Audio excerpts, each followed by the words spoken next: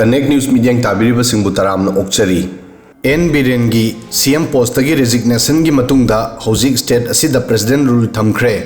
February mapanda CM Birenna Governor Ajay Kumar Vallada resignation khusinaki. Masigi matungda Anouba CM gi mingda yanabo poraknaba BJP gi Northeast in charge Sambir Patrana MLA Singh Amadi Governor ga meeting kayarak tauki. Adubu Anouba CM gi ming lepangam khide. Party gi nakta khwaidigi chawba challenge maitei amadi kuki side animakpu handle tawbangamba leader ama khanbagi oirami adubu yanaba purakpangam khide N Birengi resign gi matungda BJP na hairami state asida constitutional crisis laite amadi central leadership MLA sing gi matengna issue asibu solve tawgani haiki adubu asumna oikhidre Anouba CM gi ming lepangamdabadagi state asida khongthang asi lepki Manipur Assembly ki aroiba session 12 August 2024 da complete oiki amadi mathangi session tha taruk ki manungda kaugadabani adubu masi oithokpa ngamkhide Constitution ki article 174(1) gi matung inna Assembly ki session ani gi marakta tha taruk ta gi henba yade seat homfu leiba Assembly da BJP gi nakta MLA 38 amadi support party gi MLA 13 ni masi gi mataida state asida president rule thamkhre May 2023 dagi chatharakliba Manipur gi irang asigi maramdagi MLA kayana Delhi da laktuna central leadership gi mangda asawba phungdok nakhre irang gi solution puthokpa ngamkhidabada state BJP gi manungda chauki gi lan hauki bachahi ama khare helakpadagi CM Biren na kauba meeting singda mahaki cabinet minister yauna MLA kayana meeting da saru yakhide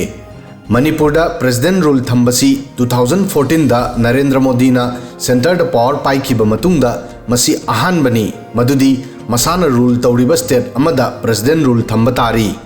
adusu mahaki napal amadi thawoidabagi maramdagi chahi ani sudawraba irang asida tasin usinadana wahi amata haidana lerakli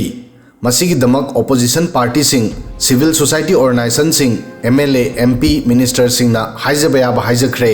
adubu mahaki napal na kankhibana hanna yenglaktri masi miyam gi mandate pu thawoidabani masigi mamangda Supreme Court na state asida law and order fail oibagi maramda comment su tawkhre matamadu da su thawikhide Manipur da BJP gi leadership divide torpa kuirakle handaki thawdo asina ahan banate party gi manungda N Biren gi pro amadi anti oiba group mamangda semki MLA singna Delhi da complaint tawki adubu Delhi na Biren bu control tawnanaba matam pirami adubu masi ngamkhide February 10 dagi hogadaba assembly session da Congress na Biren gi mayokta no confidence motion poroknaba honaki masida BJP na kirami madudi Biren gi maramdagi floor test ki phibamda mahaki MLA kaya party huipu thawiraktaba yai Center da mahaki sarkar laina asumna torobadi party gi damak yamna ikai ningai gi maram ama oiramgani October 2024 da su ruling BJP gi MLA 18 na PM Modi da chithi iduna N Biren bu CM post tagi lauthoknanaba demand tawki BJP mahaki reputation bu kannanaba CM Biren gi resignation lawki karigumba assembly session horamlabadi khwaidigi ahanbada opposition party na no confidence motion poroktuna sarkar turamgani Narendra Modi gi chahi 13 gi sasanda masi ahanbani madudi party gi manungda lan asumna expose tawri Manipur da president rule thamlaba matungda PM Modi gi strict administrator oibagi image adu mangkhre double engine gi sarkar gi slogan adu subna gi slogan da oire Manipur da di engine ama fail oibaga manare aduga masisu achumbani madudi Manipur da president rule thamlaba matungda Anouba yamna karisu oningai leite maramdi hanasu Manipur da sarkar di center da gi control torami asumna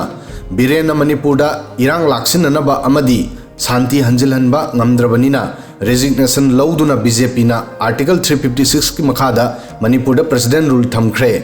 hauzik president rule thamduna Manipur bu center na control tawgadaure president rule thamlaba matungda Manipur da thokleba irang amadi wakhal tinadaba asi laksinduna santi hanjilhanba ngamgadra habidudi yengbatari video sidang asigi di matang asoi fawbadang thagasari